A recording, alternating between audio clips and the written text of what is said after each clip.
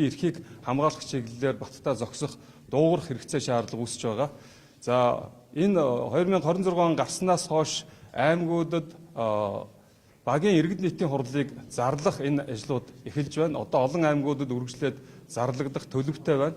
Орхон аймагт одоо өнгөрсөн 7 хоногт өрнөсөн энэ багийн иргэд нийтийн хурлын зохион байгуулалтуудыг эрх баригчид орон нутгата төрийн эрхийг ашиглах замаар, засаг даргын тамгын газрын эрхийг ашиглах замаар мөн ардчилсан намаас байнга шүүмжилдэг тэр хорон дээр байгаа, баг дээр байгаа тэр зохион байгуулагч гэдэг энэ хүмүүсийг ашиглах замаар хэрхэн бодлонтолж байгаа талаар та бүхэн одоо хэвлэл мэдээлэлээс сонссон байх.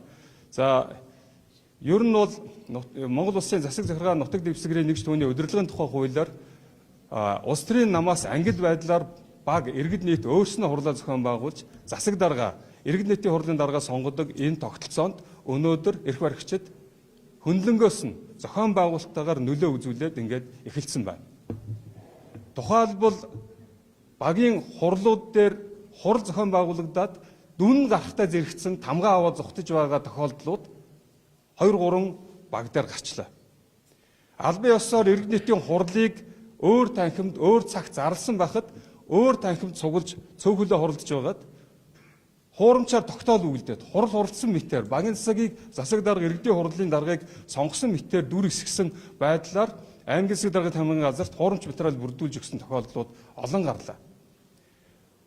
Хурлыг товлчоод хар өглөөгөр тэр хурлын жижиг танхим зохион байгуулад хар өглөөгөр иргэдийг зохион байгуулалтаар оруулж ирж өдөржин суудлыг эзлүүлээд хаалттай байдлаар хурал зохион байгуулах ийм үзэгдлүүд олон газар аваад байна. Ийм учраас өнөөдөр иргэд нийтийн хурал бол Монгол Ардын намын сонгуулийн штаб биш. Монгол Ардын намын салбар хороо биш.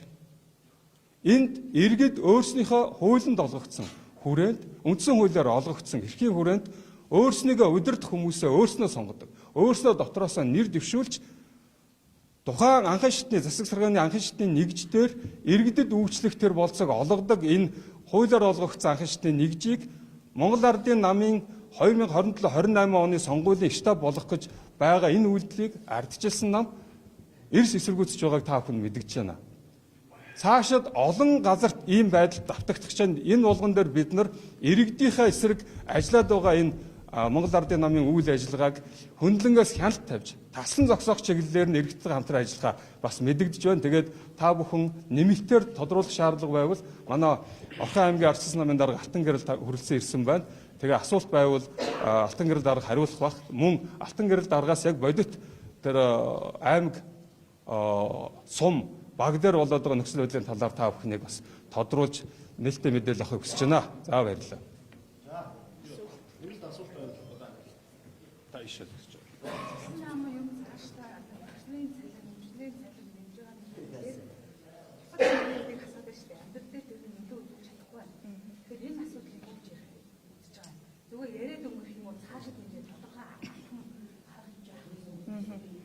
За боловсролын салбарын багш нарын цалин үйлс бол яг бодтойгоор одоо нөгөө сайд нь нэмэгдсэн 50% нэмэгдсэн гэж зарлаад байгаа хэдий ч багш нарын гар дээр очиж байгаа цалин үйлс нь бол түрүүн Ганбаатар гишүүн хэллээ шүү дээ 172 мянган төгрөгөөр нэмэгдсэн байна харамсалтай байна гэдэг. Тэгэхээр энэ дээр бид нар ингээ хараад яриад өнгөрөх биш. Ерөнхийдөө одоо ингээд зарчимгүй одоо зайлчин тий үйл ажиллагаагаа өөрөө бас салбарынхаа энэ цалин үйлсний тогтолцоог ойлгохгүй байгаа энэ наран баяр сайдыг бол огцруулаад ажиллаа хийж мэддэг салбар ойлгодог тэр хүн нь одоо энэ салбарыг аваад явахгүй бол энэ салбар бол үнэхээр унж дороотож навсааж дууслаа.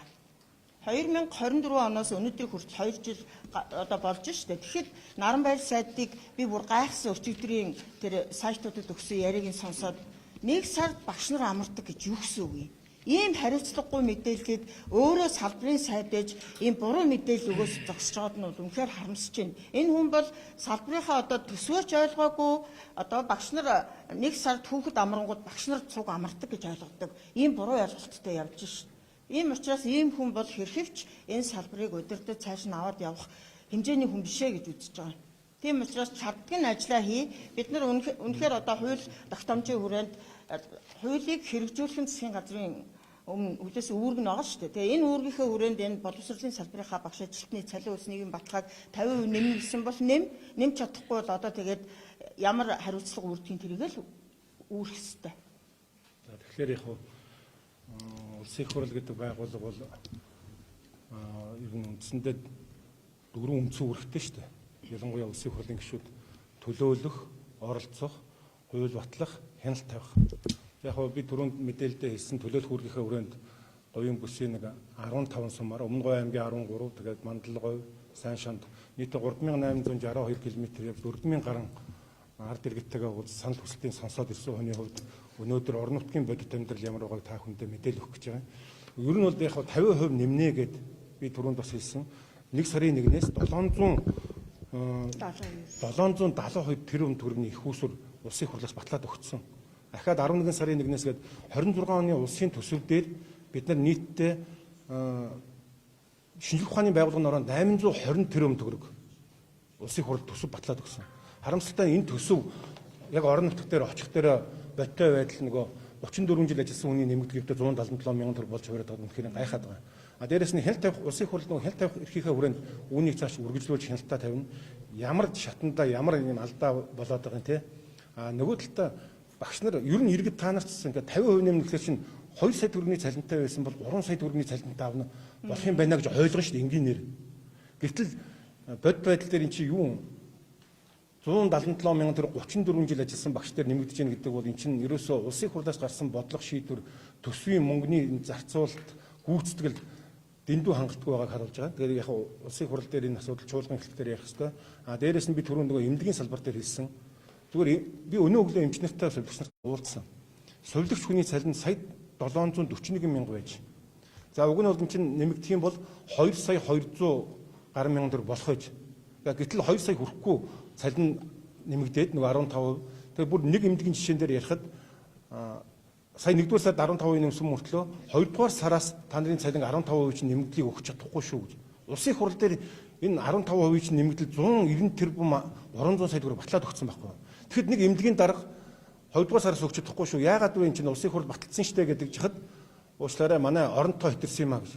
Тэр 86 хүний тэр эмнэлгийн даргын 86 хүний одоо найз нөхдүүдийг цалинжуулах гэж улсын хурлаас бид төсөв батлаагүй үсттэй.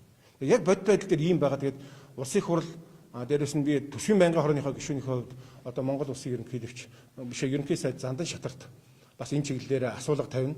Нөгөө талдаа нийтлэг одоо энэ байгаа улсын хурлын даргыг хуучин засгийн газрын хэрэглэх газрын дарга байсан. Энэ одоо байгаа ерөнхий сайд засгийн газрын хэрэглэх газрын дарга улсын хурлын дарга байсан. 16 оноос хойш 10 жил тасралтгүй засгийн эрхэнд байж аж одоо гинт ажилтайгаа танилцж байгаа юм шиг амьдрал ямар хүнд болсон ингээ явж байгаа. Одоо энэ битгээ болооч гэдэг ард түмэн шаардаад байгаа байхгүй юу. Яг улсын хурл хяналтын ажлыг сайн хэрэгтэй гэж бодож байна. Орон нутгийн ерөнхий засгийн асуудлыг хэрэг хөндөж байна. Ахмадуудын амьдрал ямар байна? Та яг түрүүн дараа жоохон нэг хоцорч ирсэн учраас би уг нь ярьсан.